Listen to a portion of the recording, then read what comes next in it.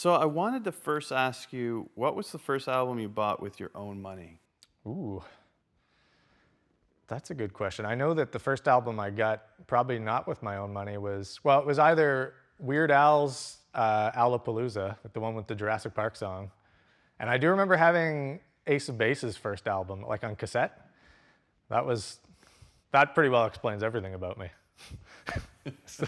It does actually. Yeah, Ace of It Base. fits perfect. Ace of Base on cassette. I don't know what I would have bought with my own money first. I know that like the years when I was first like really diving into music, like to me the launching point was like Matt Good was like when I was in high school and all that. That was like the pinnacle of music for me, and still remains that thing. Like I think everybody has that artist that they look back on as like that's the one.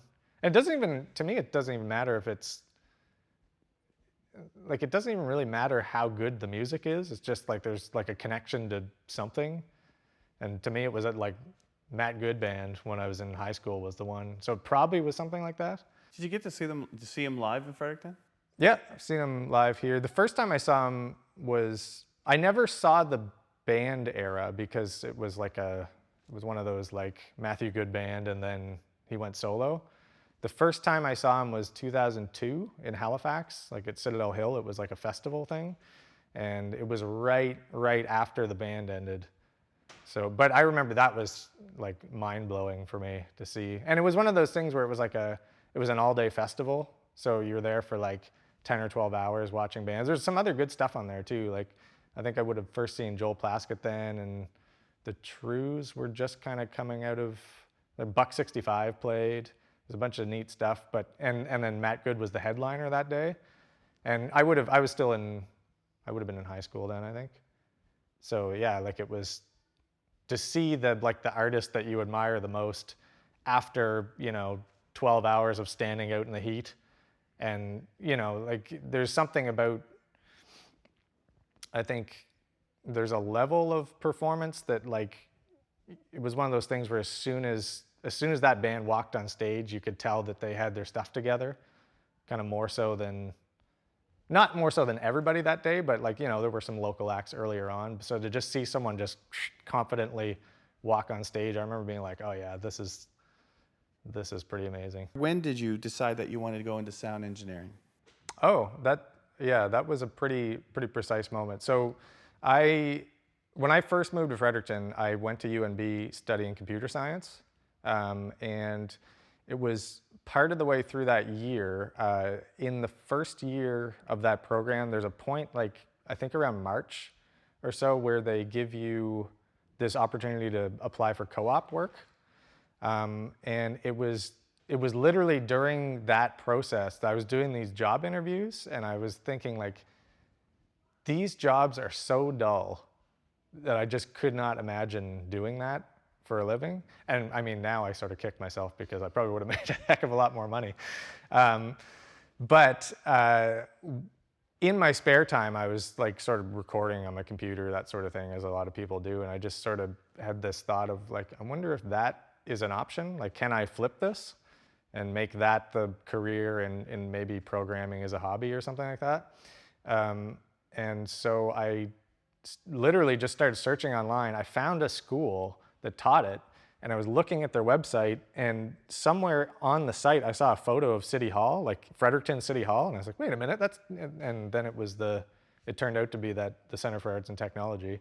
So I literally just went in there and just walked in the door, because at that point they were not quite as, like, they hadn't sort of infiltrated the high school job fairs or career fairs, all that sort of stuff, and like they weren't marketing as much because it was earlier on.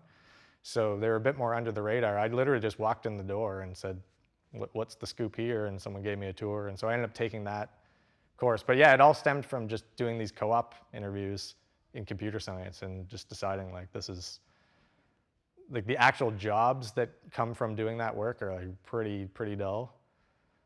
So that was the moment for me. So what came first for you? Was it learning an instrument? Like, were you a musician before you got into recording sound? Yeah, I started taking guitar lessons, I think, when I was 10. The interesting thing about all that is that when I was a kid, like if you were to talk to, any adults that knew me when I was young, everybody would think that the obvious thing is I would have gotten into visual arts. Like like a lot of people are like, oh yeah, I played music as, from age whatever. Like I was probably more slated to get into visual stuff. Like I was really good at drawing, and that was like the thing. But yeah, I took guitar lessons for a year. Oddly enough, when I was, I took guitar lessons when I was 10 for a year, dropped it, and then when I was like 11 and 12, if somebody asked me what my favorite band was, my answer was, I don't listen to music. I literally had a phase where I had totally left that world. And then I think it was like the following year, I would have been like 13 or something. I think what happened, I think I literally was just sitting in the house. My mom walked in the room, picked up the phone, and put me back in guitar lessons just because I wasn't doing anything, which was amazing. And then it stuck. After that, like I got pretty into it. So yeah, I took guitar lessons. The keyboard thing actually came quite a bit later. Like I never actually studied piano when I was a kid, and like I don't really think I'm really that good at it, to be honest. Like from a technical standpoint, I think I can operate within my abilities okay, but I never really studied piano or anything like that. So Would you call yourself a bit of a gearhead? I was interviewing someone the other day, and they were talking about they always want to learn every instrument they could find. yeah, I wouldn't say I'm that. I would almost be the opposite. Maybe not so much with instruments, but I tend to, if I'm gonna pick something up, I tend to try to do it fairly completely, I think. But as far as being a gearhead, definitely. I don't know if you could be like a sound engineer and not be a gearhead. And I mean, like the role that I play in most bands is, I'm always I always described as, I'm the guy that if I wasn't there, it wouldn't really matter. You know what I mean? I always just play the extra stuff, the parts that, get added in the recording and weren't really crucial to the song, but they're just sort of embellishments. And the nature of being that person usually ends up being, it leads to you being the gadget guy in the band. If that makes any sense? No, it does, but it's interesting because a lot of people really like your guitar tone and the choices you make, and like you said, you do add the flourishes, a lot of flourishes. Yeah. But But if you were to isolate just me, you wouldn't even know what planet you were on. I think is what it is. Oh, You'd be like, this isn't music. Whereas if you just took the singer and the rhythm guitar or whatever, you'd be like, oh yeah, I know this song. But if you just isolate Brad, it's nonsense.